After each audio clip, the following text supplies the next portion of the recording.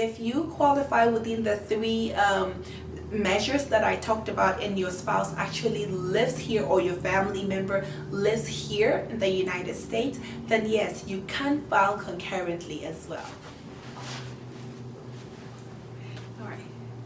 Well, hello Royals. Once again, welcome to She's World. My name is Sheila, but you can call me She. Disclaimer, you know it's coming, so brace yourself. Disclaimer, I am not an immigration lawyer. Any information I provide here should not be taken as a legal advice. This information I provide is public knowledge, and this is really from my experience going through the immigration journey up until getting my citizenship here in the United States. Very beautiful country, a lot to offer. All right, with that being said, today I am here to talk about what we call concurrent filing. So I will be looking down my notes a little bit because I want to make sure that the information, especially I'm sharing here, because it's a little bit detailed, I want to make sure that we are sharing that correct information and then we are kind of understanding the process. Awesome. So what is concurrent filing? Well, to help your family immigrate to America, there is a list of forms, a plethora of forms that you have to complete.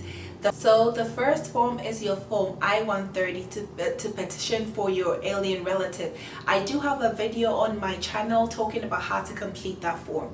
Now, this form you can complete for different categories of people, but this video is to talk about how you can do the concurrent filing, which is for the form I-130 and then form I-485, which is adjustment of status. So the people that will qualify, or people that USCIS is allowing to apply concurrently, meaning applying with both forms, are these three people.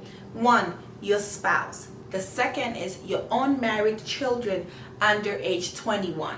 And then the third group of people that can qualify for this concurrent filing is your unmarried sons and daughters 21 years of age and older. So these are the three categories that can apply concurrently. And the reason you can apply for both the form I-130 and form I-485 would be if the relative is living here in the United States at the time that you are filing the form I-130. And so if your relative is outside of the United States, you cannot apply concurrently. You would have to apply for the form I-130 till it's approved. Then you can apply for the form I-485, if it makes sense. Awesome. So you're in the United States, your spouse or your family member is in the United States. So for this purpose, you can apply for the form I-485. Now, when you apply for the form I-485, this form cannot be applied for online. I-130 can be filed online, but then form I-485 cannot be filed online. So what you want to do if you're applying together is make sure you're completing those forms together. USCIS has a specific mailbox that you can mail this application to. So I'll encourage you to look on USCIS website, look at the address for your particular state that you are in, and then you can mail it that way. If you want me to do a video looking at all the addresses, please leave it in the comment section and I'll be more than happy to do that. But back to this video. So you can apply both, but you have to mail it in.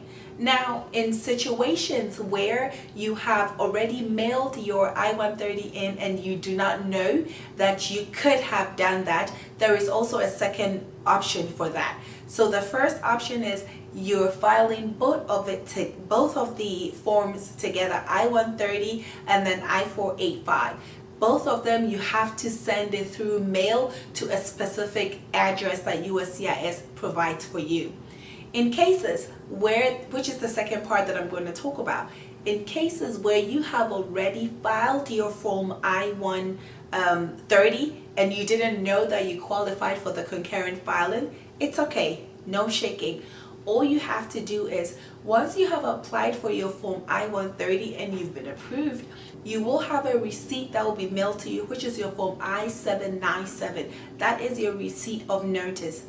If you're going to file for that form I-485, you can complete that documentation, which is a form that I have on my my YouTube channel as well, you can complete Form I-485 and then attach a copy of the receipt that you received when you filed your Form I-130 to the Form I-485, and then you mail it in to the address that USCIS provides for you.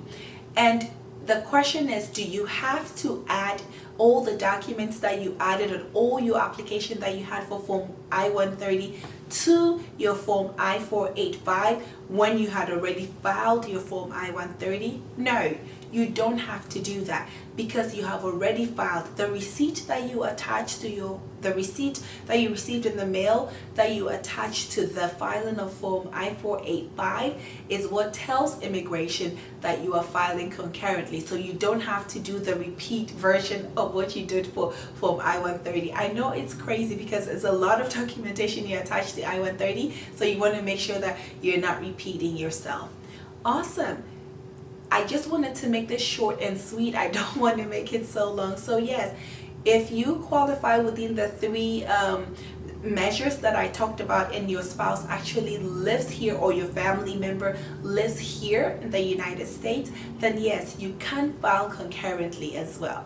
I do have videos of how to complete both Form I-130 and Form I-485 on my YouTube channel, and I will encourage you to check it out. Thank you, Royals. Thank you so much for taking time, for watching my videos, and for recommending my videos to others. I'm going to bring this video to an end. Please like, share, comment, and subscribe, and tell everybody you know. Till I meet you in my next video, good luck in your journey. I know it's a difficult journey, but I promise you the end is extremely rewarding. Thank you for watching, Royals. Bye. Have a safe day.